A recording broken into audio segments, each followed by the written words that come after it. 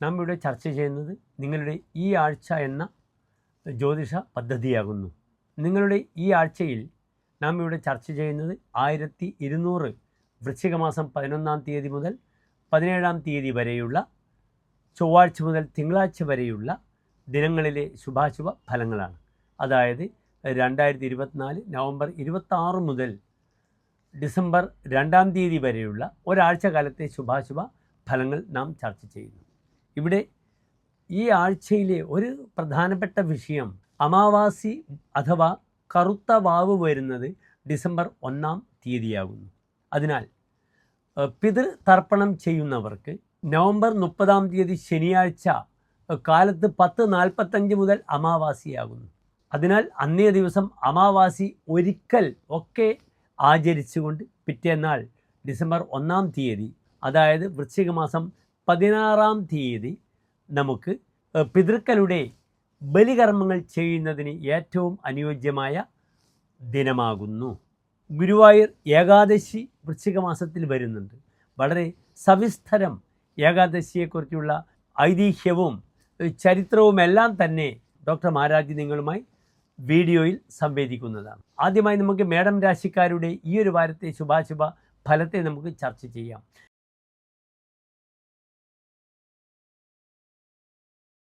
മേടൻ രാശി എന്നാൽ നിങ്ങൾക്ക് സുപരിചിതമാണ്. അശ്വതി ഭരണി കാർത്തിക നക്ഷത്രത്തിൻ്റെ ആദ്യത്തെ 15 നാഴിക വരുന്ന 2.25 നക്ഷത്ര സമൂഹമാകുന്നു മേടൻ രാശി.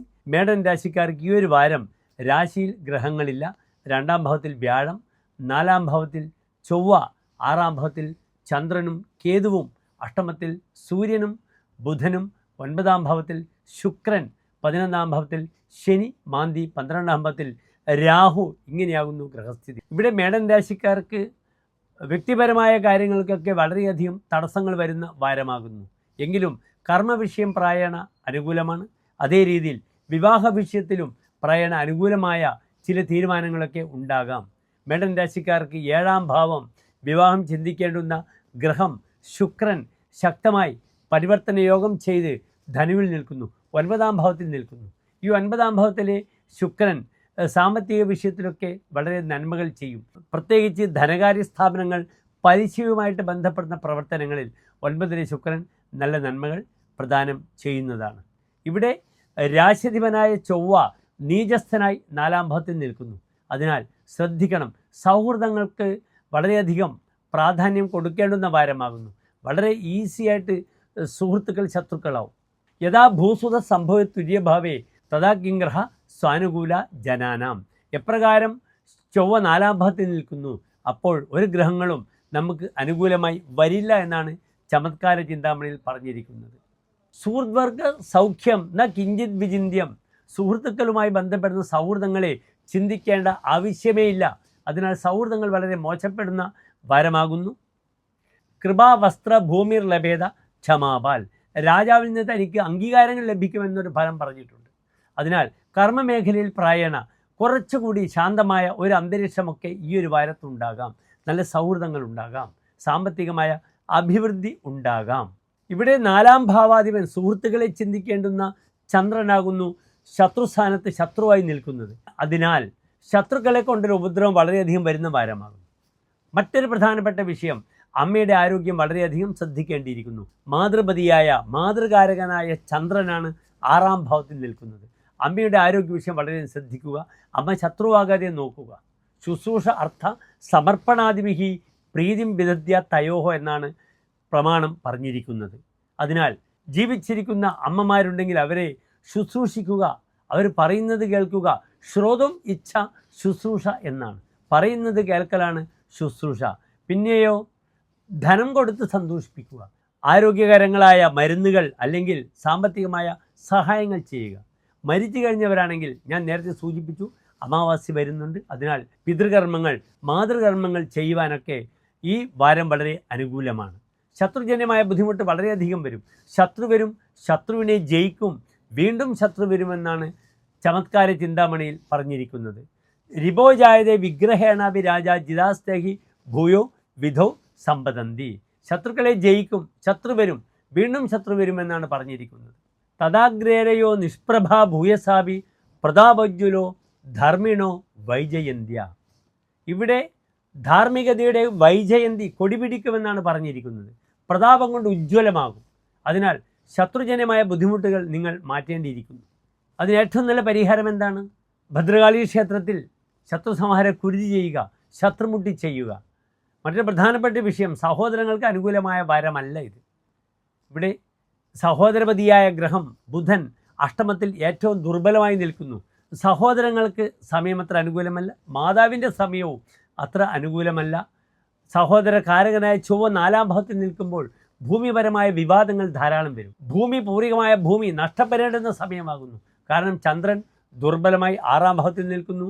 ഈ ആഴ്ചയിൽ തന്നെ ചന്ദ്രൻ കറുത്ത വാവിലേക്ക്, കറുത്ത പക്ഷത്തേക്ക് പോവുകയാണ്. അതിനാൽ ഭൂമി വിൽക്കണമെങ്കിൽ അനുകൂലമാണ്. പലപ്പോഴും സാമ്പത്തികമായ വിഷയത്തിലുള്ള തർക്കങ്ങൾ പരിഹരിച്ചാൽ ഭൂമി വിൽപ്പന വളരെ സുതാര്യമായി നടക്കുന്ന വാരമാകുന്നു. അതിനാൽ ഭൂമി വിൽപ്പനയുമായി നമുക്ക് മുന്നോട്ട് നീങ്ങാവുന്ന വാരമാകുന്നു. സഹോദരന്മാരുടെ അപ്രിയം വാങ്ങാതെ ശ്രദ്ധിക്കുക. എടുത്തുചാടി ചില സ്ത്രീ വിഷയങ്ങളും സ്ത്രീ സൗഹൃദങ്ങളും ഈ വാരം നമുക്ക് പ്രതീക്ഷിക്കാം. കാരണം അഷ്ടമത്തിൽ സൂര്യൻ നിൽക്കുന്നു. അത് നിങ്ങളുടെ ബുദ്ധിമതിയാകുന്നു, പ്രതിഭാവതിയാകുന്നു. അതിനാൽ പലപ്പോഴും ആലോചിക്കാതെ എടുത്തുചാടി സ്ത്രീ വിഷയത്തിലൊക്കെ ചാടി ബുദ്ധിമുട്ടുകളുണ്ടാകും. ക്രിയാലംബടസ്ഥ അഷ്ടമേ കഷ്ടഭാഗി വിദേശീയതാരാൻ ഭജത് വാപ്യവസ്തു എന്നാണ് ഫലം പറഞ്ഞിരിക്കുന്നത്. ദേശം വിട്ടുപോയ സ്ത്രീകളെ ആഗ്രഹിക്കുക. അതിനാൽ അന്യദേശത്തുള്ളവർ ശ്രദ്ധിക്കണം. ദാമ്പത്യ വിഷയത്തിനപ്പുറത്ത് ചില സ്ത്രീ സൗഹൃദങ്ങൾ, അതിലൂടെ തൻ്റെ ഡിഗ്നിറ്റി അല്ലെങ്കിൽ തൻ്റെ പേര്, മാന്യതയ്ക്ക് കളങ്കമുണ്ടാകുന്ന അവസ്ഥ ധാരാളം കൈവരും. വളരെ ശ്രദ്ധിച്ച് എടുത്തുചാടി അല്ലെങ്കിൽ യുവാക്കൾ യുവതികളെ കൂട്ടിവരിക, അല്ലെങ്കിൽ യുവതികൾ വീട്ടിൽ നിന്ന് ഇറങ്ങിപ്പോവുക, ചെറിയ പെൺകുട്ടികൾ, ഇതൊക്കെ മേടൻ രാശിക്കാർക്ക് അഭിലഷണീയമായ സമയമല്ല. അതേ രീതിയിൽ മറ്റൊരു പ്രധാനപ്പെട്ട വിഷയം, ഗർഭം അലസിപ്പോകുന്ന വാരമാകുന്നു. അതിനാൽ ഗർഭിണികൾ വളരെയധികം ശ്രദ്ധിക്കണം. സന്താനങ്ങൾക്കും അരിഷ്ടത കാലമാണ്. 5-ാം ഭാവം സന്താനങ്ങളെപ്പറ്റി ചിന്തിക്കുന്ന ഗ്രഹമാകുന്നു അഷ്ടമത്തിൽ ദുർബലമായി നിൽക്കുന്നത്. സ്വൽപാത്മജോ നിധിനകെ വികലേക്ഷണ. 8-ൽ ആദിത്യൻ വന്നാൽ സ്വൽപാത്മജ, സന്താനങ്ങൾക്ക് ബുദ്ധിമുട്ടുകൾ വരും. വികലേക്ഷണ, നോട്ടങ്ങൾക്ക് വൈകല്യം വരും, കണ്ണുകൾക്ക് ബുദ്ധിമുട്ട് വരും. അതേ രീതിയിൽ ഇവിടെ പല സഹായികളും തനിക്ക് ശത്രുക്കളായി വരുന്ന വാരമാകുന്നു. അതിനപ്പുറം ശ്രദ്ധിക്കണം, തൻ്റെ വിലപ്പെട്ട രേഖകൾ, ഡോക്യുമെൻറ്റ്സ് നഷ്ടപ്പെടുന്ന വാരവും കൂടെയാകുന്നു. ഏതായാലും മേൽപ്പറഞ്ഞ പരിഹാരങ്ങൾ മേടൻ രാശിക്കാർ ചെയ്യുക. ദോഷങ്ങൾക്ക് പരിഹാരമാകട്ടെ. സാഹോദര്യ ബന്ധം വളരെയധികം പ്രയാസമില്ലാതെ മുന്നോട്ട് പോകുവാനുള്ള എല്ലാ നീക്കങ്ങളും മേടൻ രാശിക്കാരുടെ ഭാഗത്താണ് ഉണ്ടാകേണ്ടത്. കാരണം മേടൻ രാശിക്കാർ സഹോത്ഥാഗ്രജ, സഹോദരങ്ങളിൽ മൂത്ത ആളാകുന്നു. അതിനാൽ ഒരു മൂത്ത ജ്യേഷ്ഠനെ പോലെ മറ്റ് തൻ്റെ സഹോദരങ്ങളെ ഒക്കെ ചേർത്ത് പിടിക്കണം ഈ ഒരു വാരത്തിൽ. എല്ലാ പ്രിയപ്പെട്ട പ്രേക്ഷകർക്കും ഒരു ശോഭനമായ നല്ല വാരത്തെ പ്രാർത്ഥിക്കുന്നു. അടുത്തതായി നാം ചർച്ച ചെയ്യുന്നത് ഇടവം രാശിക്കാരുടെ ഈ ഒരു വാരത്തെ ശുഭാശുഭ ഫലങ്ങളാണ്.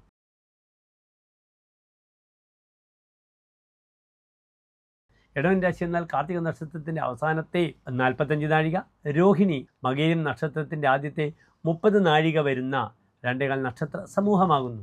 ഇവിടെ ഇടവൻ രാശിക്കാർക്ക് രാശിയിൽ വ്യാഴം, 3-ാം ഭാവത്തിൽ ചൊവ്വ, 5-ാം ഭാവത്തിൽ ചന്ദ്രൻ, കേതു, 7-ാം ഭാവത്തിൽ സൂര്യൻ, ബുധൻ, അഷ്ടമത്തിൽ ശുക്രൻ, 10-ാം ഭാവത്തിൽ ശനി, മാന്തി, 11-ാം ഭാവത്തിൽ രാഹു. ഇവിടെ ഇടവൻ രാശിക്കാർക്ക് രാശിധിപനായ ഗ്രഹം ശുക്രൻ അഷ്ടമത്തിൽ നിൽക്കുന്നു. ജനക്ഷുദ്രവാദി ചിരം ചാരുജീവേത് ചതുഷ്പാസുഖം ദൈത്യഭൂജോ ദദാതി. അഷ്ടമത്തിൽ രാശിധിപനായ ഗ്രഹം ശുക്രൻ നിൽക്കുമ്പോൾ ചതുഷ്പാസുഖം, വാഹനസുഖം ലഭിക്കുവാനുള്ള സാധ്യത ഈ വാരം കാണുന്നു. അധോമുഖ രാശി ആരൂഢമായാൽ ഉപയോഗിക്കുന്ന വാഹനവും ശ്രദ്ധിക്കുക. വാഹനം കൊണ്ട് ചില തട്ടൽ മുട്ടലുകളൊക്കെ വരുന്ന, അപകടങ്ങൾ വരുന്ന വാരമാകുന്നു, ശ്രദ്ധിക്കണം. പക്ഷേ വാഹന സൗഭാഗ്യം ഉണ്ടാകുന്നു. അഷ്ടമത്തിൽ ശുക്രൻ വരുമ്പോൾ ദീർഘായുസ്സിനെ പ്രദാനം ചെയ്യുന്നു. താൻ ക്ഷുദ്രമായി സംസാരിക്കുന്നു.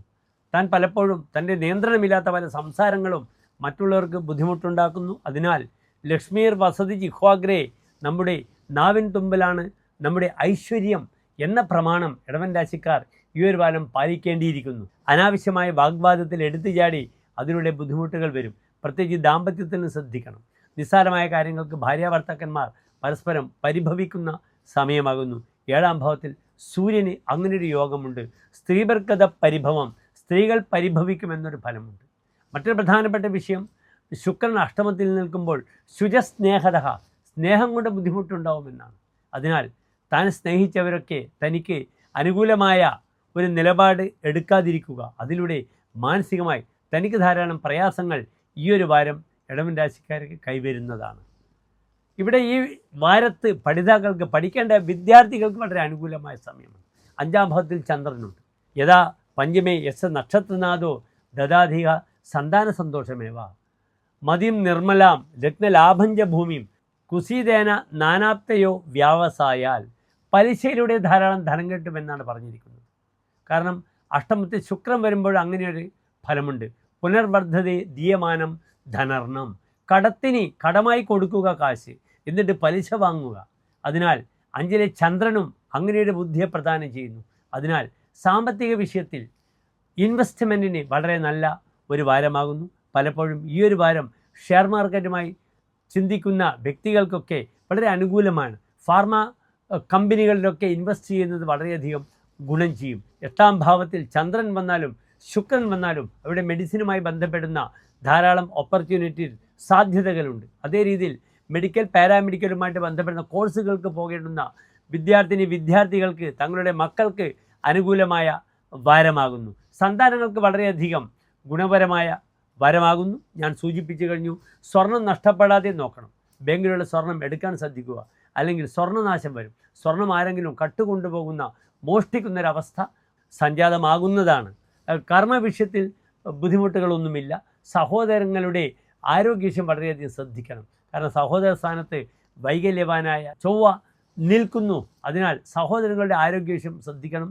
സഹോദരങ്ങളുമായി ഒരു അനിഷ്ടഭാവസ്ഥിതി അത്ര അനുകൂലമല്ല. കാരണം സഹോദരകാരകനായ ചൊവ്വയാണ് സഹോദര സ്ഥാനത്ത് നിൽക്കുന്നത്. ഒരു കാരക ധർമ്മമുള്ള ഗ്രഹം ആ ഭാവത്തിൽ നിൽക്കുമ്പോൾ ആ ഭാവത്തിന് ബുദ്ധിമുട്ടുണ്ടാകുന്നു. ഇവിടെ സഹോദരപതിയായ ചൊവ്വ സഹോദര സ്ഥാനത്ത് നിൽക്കുമ്പോൾ സഹോദരങ്ങൾക്ക് മോശമാകുന്നു. ഉദാഹരണമായി ശുക്രൻ വിവാഹകാരകനാണ്. ആ ശുക്രൻ 7-ാം ഭാവത്തിൽ വന്നാൽ അത് വളരെയധികം ദോഷം ചെയ്യും ഭാര്യാവിഷയത്തിൽ. അതേ രീതിയിൽ പുത്രകാരകനായ വ്യാഴം 5-ാം ഭാവത്തിൽ നിൽക്കുമ്പോൾ അത് തൻ്റെ സന്താനങ്ങൾക്ക് ദോഷമാണ്. അപ്രകാരം തന്നെ പിതൃകാരകനായ അച്ഛനെ പറ്റി ചിന്തിക്കേണ്ടുന്ന സൂര്യൻ 9-ാം ഭാവത്തിൽ വന്നാൽ അത് അച്ഛന് വളരെയധികം ദോഷമായ സമയമാകുന്നു. ഈ വാരത്തിൽ പ്രധാനമായി എനിക്കിവിടെ സജസ്റ്റ് ചെയ്യാനുള്ളത്, വെള്ളിയാഴ്ച നല്ല വൃത്തിയിൽ ദേവിക്ക് വിളക്കുമാല പായസം വഴിപാടായി സമർപ്പിക്കുക. സന്താനങ്ങൾക്ക് വേണ്ട ലോൺ, ധനപരമായ ആവശ്യങ്ങൾക്കുള്ള എല്ലാ കാര്യങ്ങളും ഈ വാരത്തിൽ തന്നെ നിങ്ങൾ ചെയ്യുക. തൻ്റെ ലോൺ അടക്കം അവിടെ തയ്യാറായി ഈ വാരത്തിൽ നമുക്ക് വാങ്ങാവുന്നതാണ്. അതിനു വേണ്ട പ്രവർത്തനങ്ങൾ വളരെയധികം ചെയ്യുക. ഇടവൻ രാശിക്കാർ കാര്യങ്ങൾക്ക് കുറച്ചുകൂടി സ്ലോനെസ് കൂടിയവരാണ്. സാവധാനം സഞ്ചരിക്കുന്നു. കാരണം ഇതിൻ്റെ എംബ്ലം കാളയാകുന്നു. Bull goes slowly. അതിനാൽ കാര്യങ്ങൾ സ്മാർട്ടായിട്ട് ചെയ്യുവാൻ ശ്രമിക്കുക. മറ്റു വലിയ ബുദ്ധിമുട്ടുകളൊന്നും തന്നെ ഇടവൻ രാശിക്കാർക്ക് ഈ വാരത്തിൽ വരില്ല. എല്ലാവിധ നന്മകളും പ്രാർത്ഥിക്കുന്നു. അടുത്തതായി നാം ചർച്ച ചെയ്യുന്നത് മിഥുനൻ രാശിക്കാരുടെ ഈ ഒരു വാരത്തെ ശുഭാശുഭ ഫലങ്ങളാണ്.